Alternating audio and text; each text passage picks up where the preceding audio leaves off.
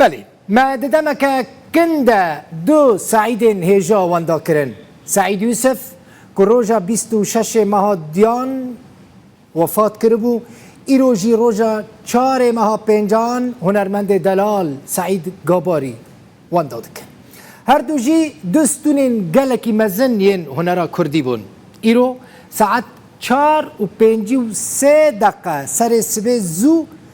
تلفونا پسمام سعید گاباری ابراهیم گاباری جمراهات جخو شیار بوم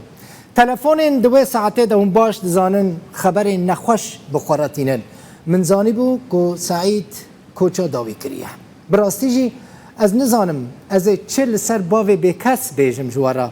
چوناوی بگمان گلکی زوبو هونجی ویا که باش دزانن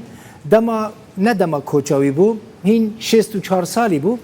بهتری 4000 ستران گوته بون از برا کربون خدمتک گلکی مزن جه چاند و هنر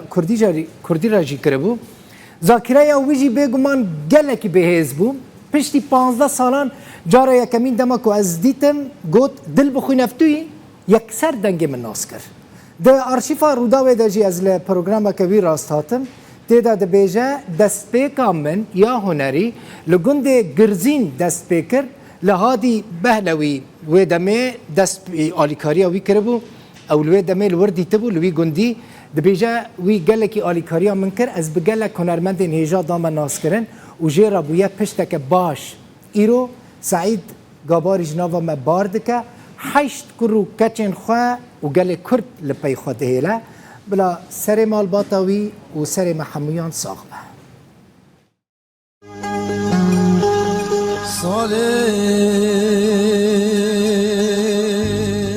سعید گاباری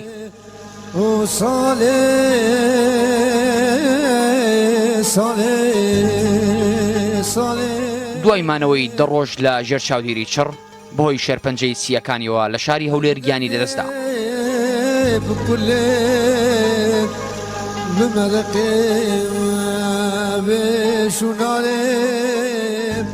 گاباری دوای خۆی گەنجینەیەک لە گۆرانی و میوزیکی بەجێهێشت ئەو زیاتر لە 4700 گۆرانی تۆمارکراوی هەیە زۆربەی گۆرانیەکانی هۆنراوەکانی هەردوو هۆزانفانی نێوداری کورد جگەر خوێن و سەیدایە تیرەش بوون جار تقول سري متشي نكرت شك يعني ما تقول سري تتشي تشكل بسيطة بهاشي سري وقال كي اشياء معاني صار تختار هناك تختار قلت سرطان البشكيدية طبعا الجغرابو يعني ما تصوران اي بالبلد الشادي هلا وربك في ضان درد مقران اي برابرينا مكوره گۆریتە بتنجەر گودل و مێلاک و هەمجان سعید گاباری نزیکەی 50 ساڵ بوو گۆرانی دەوت چەند گۆرانی بێژێکیش گۆرانیەکانی ئەویان گوتۆتەوە سالار گاباری کە 20 ساڵە لەگەڵ سعید گاباری بووە لە ژێردەستی ئەو بووە بە گۆرانی بێژ دەڵێت سعید گاباری هەرگیز نامرێ سعید گاباری نەمری سعید گاباری هەر ئەس دەبێژم یانی ساغە گۆرانیەوی یعنی بالبلێدی شادی نامرە هەبەت او گورانیه گوتنه سر پشمرگا نامره او گورانیه گوتنه سر اوینیه نامره سعید گاباری دل هر یکی کرده یا دل هر یکی پشمرگه ده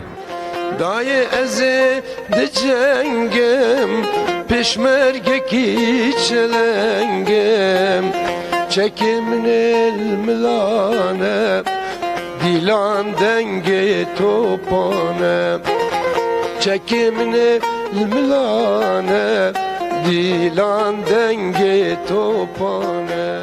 لە ساڵی 1970 دێتە باشووری کوردستان و شانبەشانی پێشمەرگە بە گوتنی گۆرانیە شۆڕەژگیریەکانی خەبات دەکات دیچیا ئەس کەلینم بن دژمنی بحەلینم هونەرمەندانی ڕۆژاوای کوردستان گاباری بە لێڤەگەڕ بۆ هونەری کوردی ناو دەبن مرجعك بو سعيد قاباري نه انسان كي نورمال بو معجزات بو براستي وفتاوي براستيجي خمجيني بو ملتي كرد تفاي بو من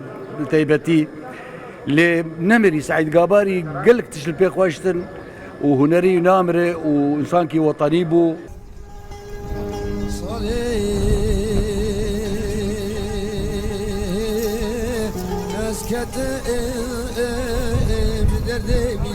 تك غريبية خذت نمايا كوز بمري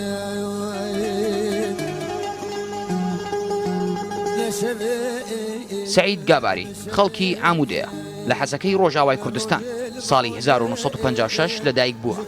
باوکی 8 منداڵ بوو لە تەمەنی 8 ساڵیەوە بینایی چاوەکانی لەدەستداوە. لە ساڵی هەفتەکانیشەوە دەستی بە گۆرانی گوتون کردووە لەسەر وەسەتی خۆی لە شارۆچکەی مەلا ئۆمەری هەولێر بە خاکسپێردرا. وبرايم شو نشكيس مثلا شو شكيس ملتي كرد شو شكيس قضية كردي شو برايم من كريم ملتي كرد بو شمال جنوب باشور روج آبا باكر كري كردا قشي بو وأجهدي مش خده خده تعالى ما يقشي عفو بك